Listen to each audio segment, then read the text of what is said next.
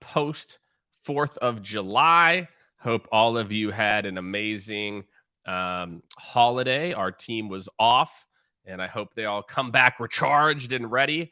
I've got something pretty cool. My dad actually lives part of the year in Alaska, so my son and I are going up to Alaska later this week. So should be an amazing time, but back to work for now, and looking forward to this one. Again, man, I got to tell you, I'm really proud of our marketing team. I mean, we are putting together some very, very, very, very good content for anyone in sales leadership, revenue operations, sales, who is like, I need literally a blueprint for how to implement AI into my sales organization. And today, I'm gonna I'm not gonna say this is the best one that we've done, but I really feel like this idea of always optimizing, it's something that I preach all the time to our clients, which is sales has to move.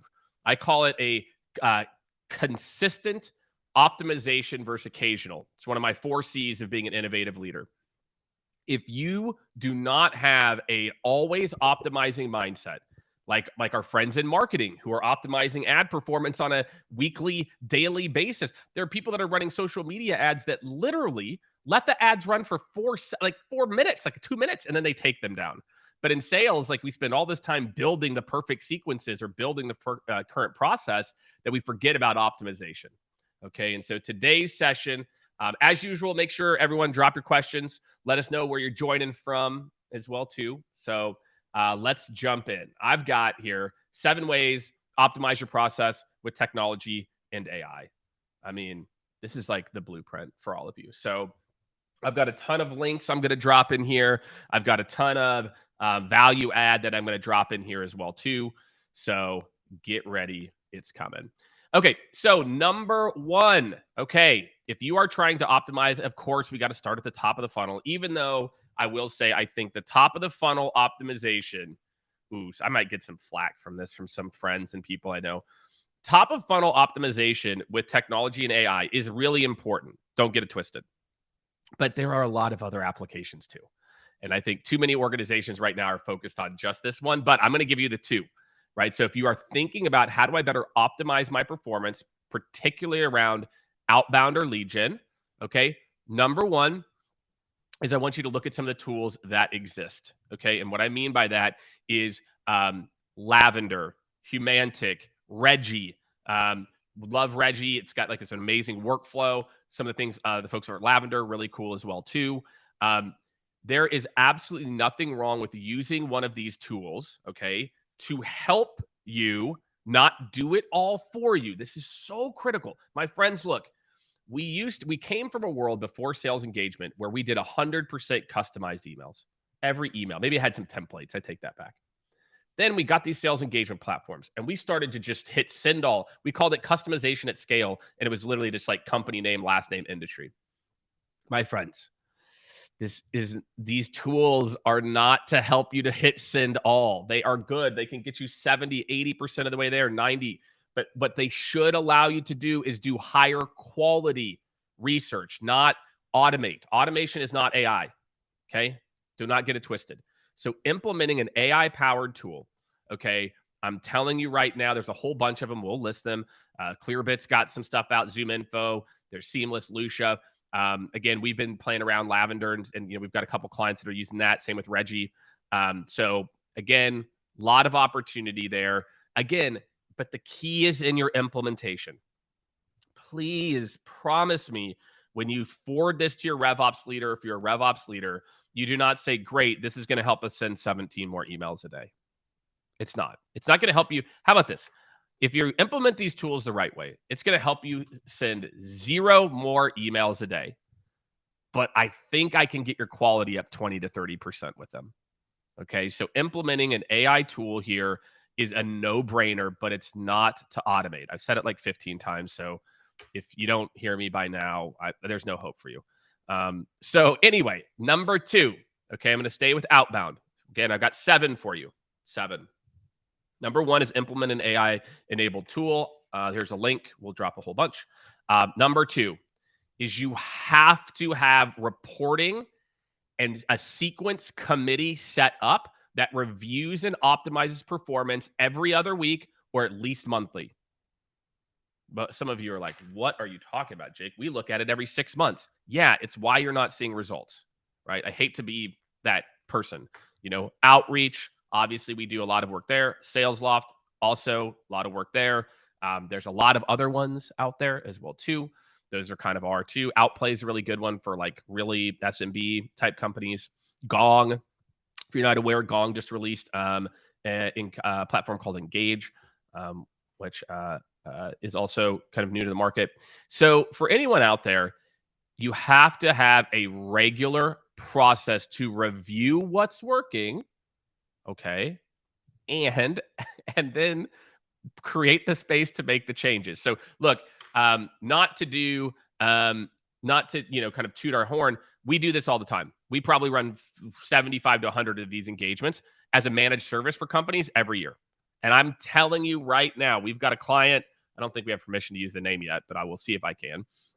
Where we've now got them in this mindset so much, we're doing consistent contests with the team because we're setting up the templates and we're encouraging them to break it.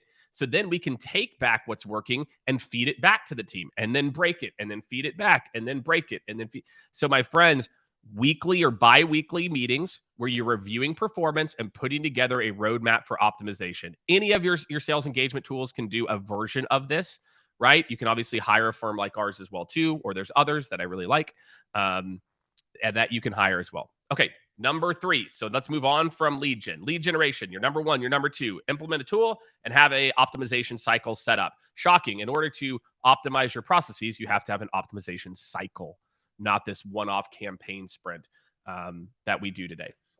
So number 3, we're going to move into the sales process, and I'm going to talk about something that I think a lot of there's going to be a lot more chatter about this sooner than later. Is if you have a product that's relatively complex and there's not a lot out there, what I really feel like a lot of the value in the discovery is in prep for the sales team. Okay. Again, I did a whole session with the guys over at AirCover, talking to them. There's other kind of call intelligence tools that you can use as well. But again, I want you to think about this. Like, you can review your calls. You can look at the discovery calls for each individual rep, what's working, what's not working. But again, the ability to do some amount of prep prior to the discovery call. That to me is one of the best uses of AI in the discovery process. Prep prior, and then ways that I can use it to coach and get better, which obviously that makes sense. If you're interested in my whole framework for how to run a successful discovery, go check out what they're doing over at AirCover. You can have my template for it. We'll drop the link.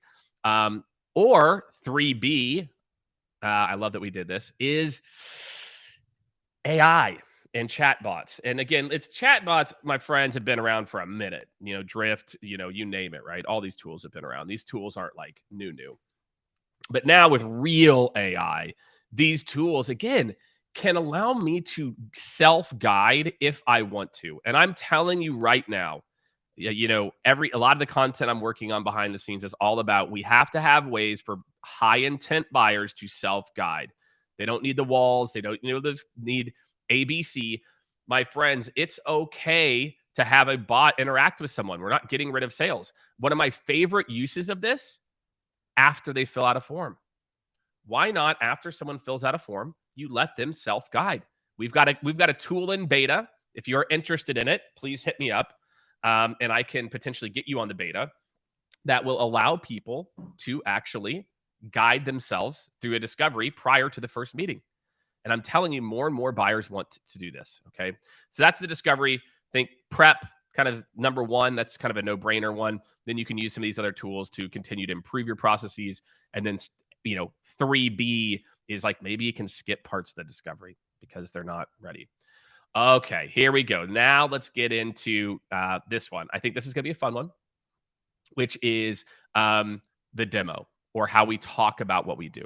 Okay, so there's some pretty interesting things in the market. Okay, the first, again, I think so. Again, for me, the number 4 here is, again, I'm going to call it personalization and we'll call it like pain point matching. So imagine a world you could literally just even have like a second screen up. And I could say, look, I sell a product. This is what we do. This is who we sell to. Here are my top 5 pain points that we solve. How could I explain each of those in 3 sentences or less, depending on what somebody cares about? Okay. Then, as I'm showing them the product, I could just look at my cheat sheet and be like, okay, I'm only going to talk about these 2 or 3 things. And I'm going to talk about it this because they told me they had these problems.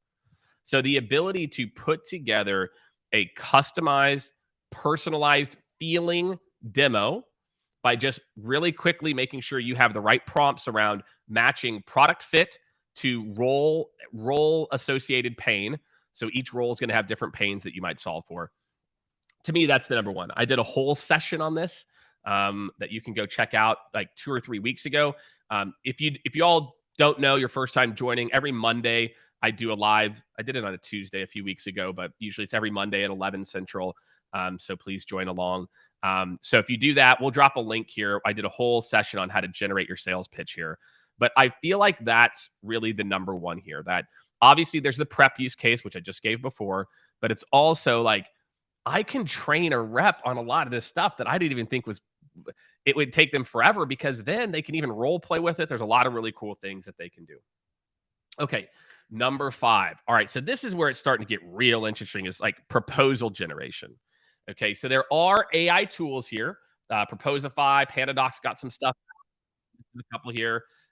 So apologies if I missed the new tool. I can just tell you, I get an email update and there's like 5 new tools a week. And so as a part of that, I might miss some of these.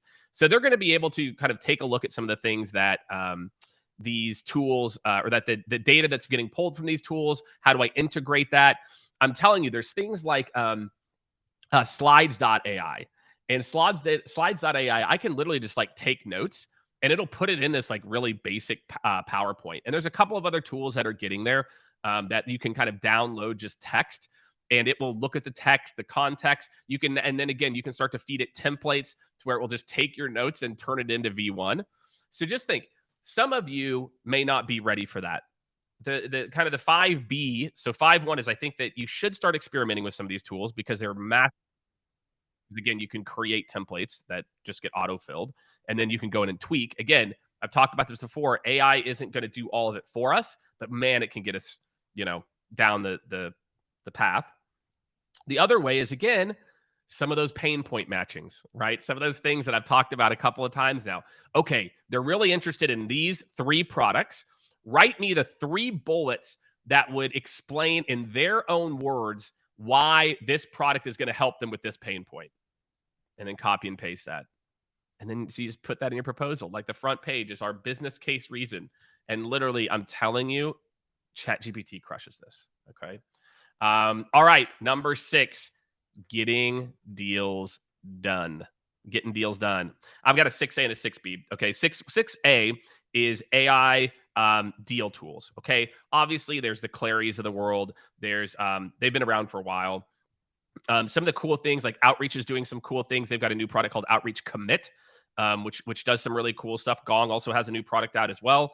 SalesLoft has really been doing some awesome work here. All these different tools, are starting to find ways to incorporate a mix of various deal data points. Okay. All right. So those are helpful. Okay. The tools. But let me tell you where AI can really help you. Okay. It's like, this is my 6A and 6B. I love that I have 7 here, but I really have like 14. So the other way that it can help you is like, hey, this is the situation that's happening at this stage. What are some ideas of some things that I could try here? Think role playing. You've heard me mention this before. So we're in the final conversations. I don't know about you all. I'll tell you what I used to do when I was on the front lines closing deals. I would role play in my head at night. I would be up. I'd be up at night thinking about, okay, so this person's on the call. Okay, this is the objections they've had. Here's what we've got. Here's what we're putting together. How could I do this? I was role playing with myself. You can literally create one text thread that's all about final meeting prep. And you just keep training it on objections and things that come up and how you do that. So I do feel like there's a lot of tools that can help directionally guide you to what some actions you should take. And then this is bookmark. If you use any of these tools, the ones I just mentioned, you got to bookmark this right now, okay? And share this with your whole team, because this is where the rubber meets the road. Is it might tell you Jake's deal's at risk because he only has two people on email thread. I can then take that information to ChatGPT. And again, let's say I've got a thread about multi-threading. Okay, I have 2 people on this deal. What are 3 tactics I could take to try to get more people involved? Knowing this, and this. Boom. So you can take the insights and do something with them, which I think is what a lot of these tools, especially a lot of conversational intelligence one, have been missing. Okay, and number 7, I'd be remiss if I didn't talk about this, which is like, again, I talked about it at the outbound optimization part of this. Now we have to have a continuous improvement process for our sales process. Just like I mentioned, my second bullet was continuous improvement for outbound. This is one of the most insane sales behaviors that somebody please needs to try to explain. It's going away, so I'm not, the lunacy can only last for so long. You have a sales team. I don't care if you have 5 people or 500. Let's say if you have 100 salespeople, right? And you can do my math for whatever sales. Let's say you get a team of 10. You can do the same math I'm doing now. Let's say the average rep is running 5 really qualified meetings a month. Could be 7, whatever. Let's just do 5 because that'll make my math easier.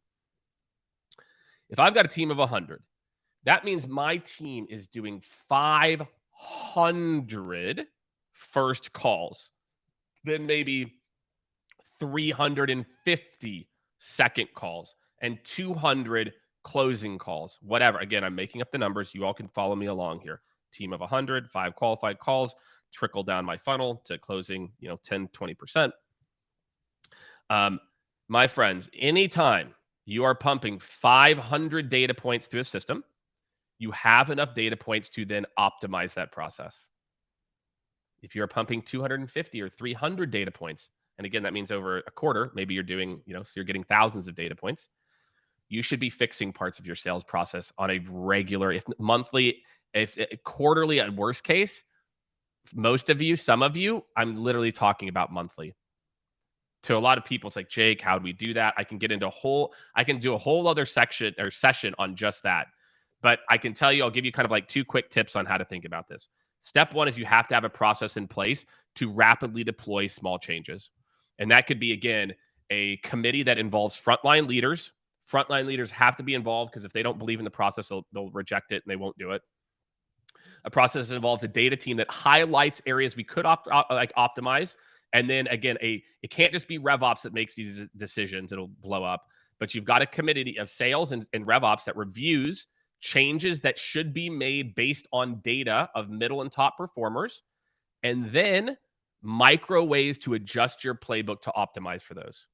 It's not as complex. I mean, I'm talking, even if you meet every 2 weeks, once a month for 3 or 4 hours, if you got a team that's meeting for 3 or 4 hours, let's say they're spending 10 hours to pull the data. Let's say they're spending 10 to 20 hours to pull the data together and meet. You're talking about optimizing the time of 100 full-time people.